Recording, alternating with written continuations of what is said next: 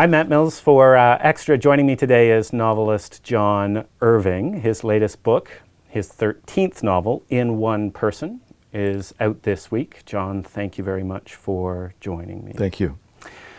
You've said in a lot of previous interviews that you start your works from the end and work your way forward. Why did you choose the penultimate line in this book? And why did you choose to publish this book now? I will choose which novel to begin on the basis of how rock solid the ending is to me, how very sure I am that it won't change, and these are the very sentences, sometimes even paragraphs, that are waiting for me, and I am writing toward them, the way some composers write toward a refrain in a piece of music. This is the third dialogue ending of my 13 novels. The Cider House Rules, A Widow for 1 Year, and this one, In One Person. It seems, I don't plan this, but it seems that when there is an ending that is dialogue, it is always the repetition or the refrain of a line of dialogue we've heard before in another context, in a different situation, sometimes even with a different speaker. In The Cider House Rules, it is Homer Wells, the orphan, repeating that benediction to the orphans, which Dr. Larch said to him, the princes of Maine, kings of New England, refrain. Well, the ending to this one confused me for a while. At first I thought I must be wrong, because I knew it was Miss Frost's line when she says to Billy, my dear boy, please don't put a label on me. Don't make me a category before you get to know me. And I thought, well, that is the ending. That is the ending. But I kept saying to myself, but Miss Frost is no longer with us. What was happening in your life 12 years ago that line lodged in your mind? Is it something that you picked up someplace, or something that you heard, or was it something that came from your imagination? Nothing I heard didn't come from my life. Certainly the attraction to, the fondness for the writing about sexual outsiders, sexual misfits in society's view, it's long attracted me. This Billy Abbott isn't the first of those characters I would describe as sexual outsiders. In fact, Garp's mother, Jenny Fields, who has sex once with a comatose man and stops for life, is rather a radical sexual choice in my view. Mm-hmm. Dr. Larch, the ether-addicted abortionist in The Cider House Rules, also has sex only once and never again. Those sexual choices seem extreme to me, and the most extreme, and the previous first-person narrator to Billy in One Person, is Johnny Wheelwright, the narrator of A Prayer for Old Meany, who never has sex with a man or a woman, but who is so clearly a repressed gay man who is called behind his back a non-practicing homosexual, which he would vehemently refute. He would never come out of the closet and admit even to himself for a minute that he doesn't just love Owen Meany as a best friend, he is in love with Owen Meany. But that was very much my intention, to be in that voice of that deeply solitary guy who is transfixed. This book demonstrates, this story demonstrates a very sophisticated understanding of same-sex attraction and the notion that sexuality is as diverse as individuality. Yes. And in some ways, notions of gay community are, in some ways, a bit of a franchise system, Yeah. right? People are so very, very, very different. People are so very different, and our sexual identities, especially when they have been hard to earn, especially when we have been made to feel that we are a minority, and we have to struggle to assert who we are. Our sexual identities matter, but Ms. Frost, I think, is also right that it's not for other people to put those labels on us. Right. It's for us to say, I'm gay, I'm bi, I'm straight. But when someone else puts that label on us, I think we rightly feel that too many assumptions have been made about us on the definition of our sexual identity alone. Mm-hmm. That's what Ms. Frost is reacting to. Mm-hmm. When she says, don't put a label on me, and when she says, don't make me a category before you get to know me. Yeah. Don't think that by putting me in that category, you know everything there is about me. Yeah. Don't make that assumption.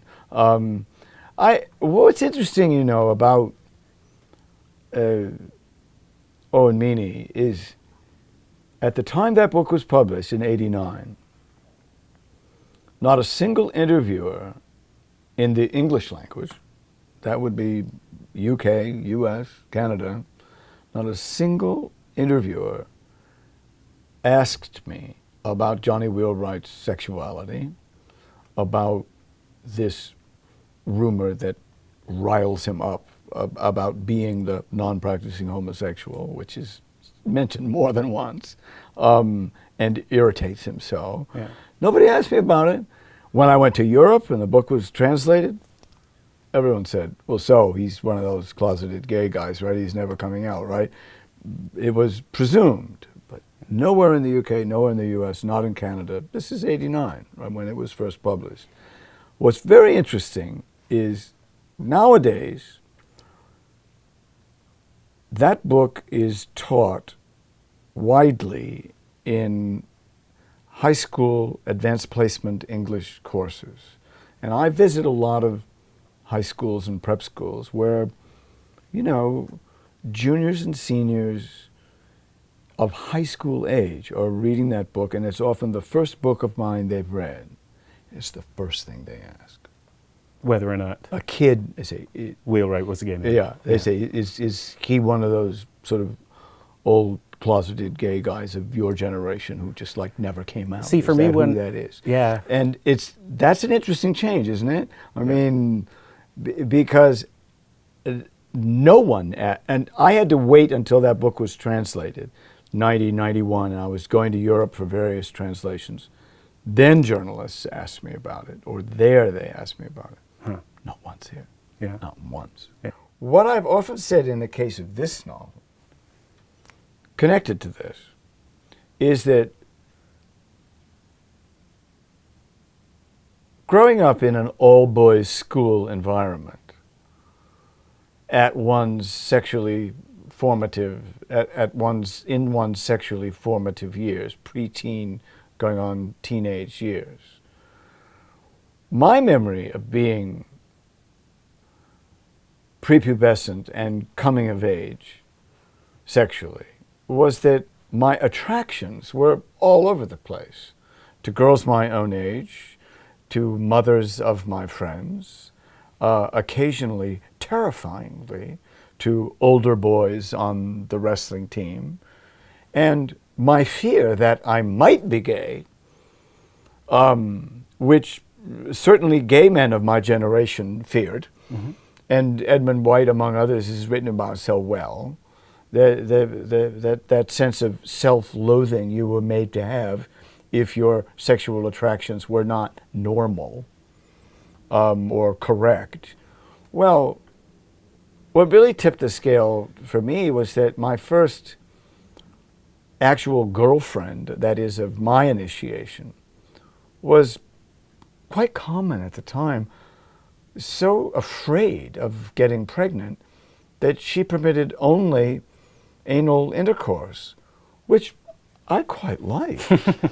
and having only to compare it to this older, frankly bigger woman, I thought, oh God, this does it. I must be gay because I really like anal sex.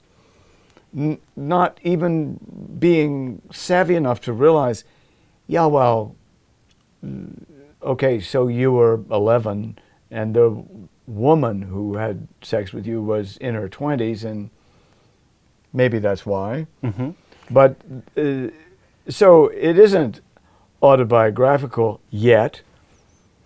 I had great fun with that when we got to Esmeralda, and I have Billy fearing what he calls the ballroom or not a ballroom experience. What he knows is that until he meets Esmeralda, his first and long belated girlfriend, what he's afraid of is that he really likes anal sex.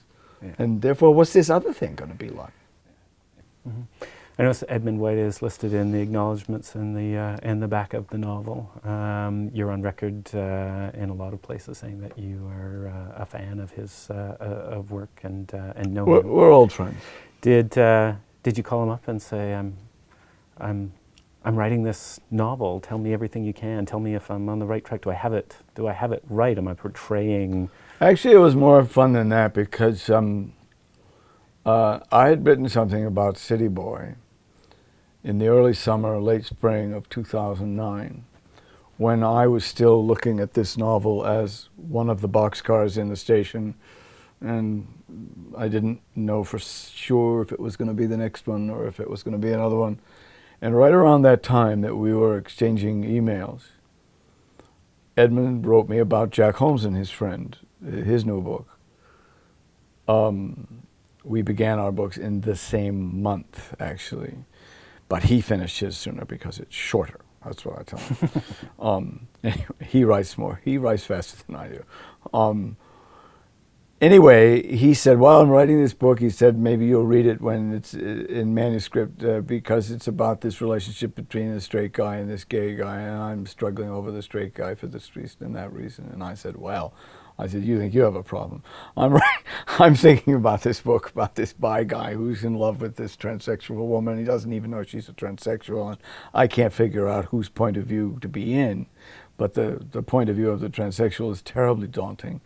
And Edmund wrote back and said, oh, for God's sake, you should be in the point of view of the bisexual boy, etc. We were kind of batting these emails back and forth. So I think it was of use to each of us that these novels are pretty much of comparable length. You know, we knew as we were writing them that we were, each of us, waiting to be one another's readers. Mm-hmm. And it was a comfort to me.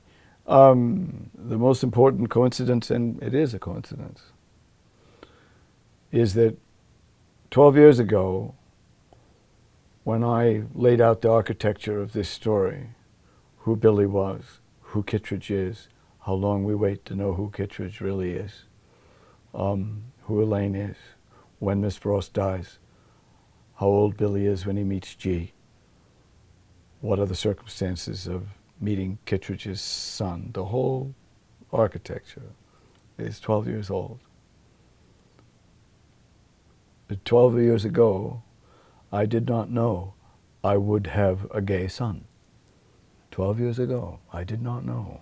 And he knows it very well that this book was around that time.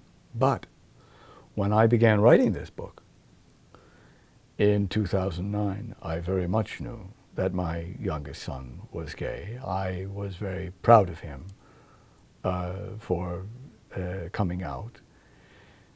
And while it would be utter bullshit to say I wrote in one person because I have a gay son, I didn't know.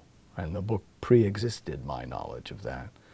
I very much was aware of having him as my ideal reader. I was very much aware when I began this book in 2009 that the person I most wanted to read this book was Everett. I wanted him to read it when he was still young, when he was 19 or 20, not when he was 28 or 29. So I had an additional motivation, decidedly, for wanting this to be the next book instead of one of the 2 or 3 others. But I can never force that next thing because, as we've said, I have to know that ending. Mm-hmm. And I was still vexed by, my dear boy, please don't put a label on me. And it was right around the last week of May, first week of June 2009, where I suddenly thought, oh, it's Billy who says that. And it's Billy who's repeating what Miss Frost says. And that's the ending. So I couldn't have forced it. That is, I couldn't have said, because of Everett, I want this to be the next one. If the ending wasn't there, it wouldn't have been. But I felt extraordinarily lucky that it was, because it meant a lot to me to think I can put this novel in Everett's hands. Actually, before he's 20 years old. He read it the summer he was 19. He's 20 now. And it meant a great deal to me. And it became, as I wasn't surprised, his favorite of my novels. So I'm saying that because, what did he say about yes, Edmond Weight was on my horizon as one of my readers. Yes, Abraham was important, but no one, I think, was as important as my, for all the, let's see, I have a gay brother, I have a gay sister, I've had gay aunts, I've had a gay editor, I have a gay lawyer, a gay agent. But this one was, it was my gay son that I was saying, this is yours. Even though the last 2 books were also dedicated to Everett. That's different. John Irving, you've been very generous with your time. Thank you for it today. Thank you.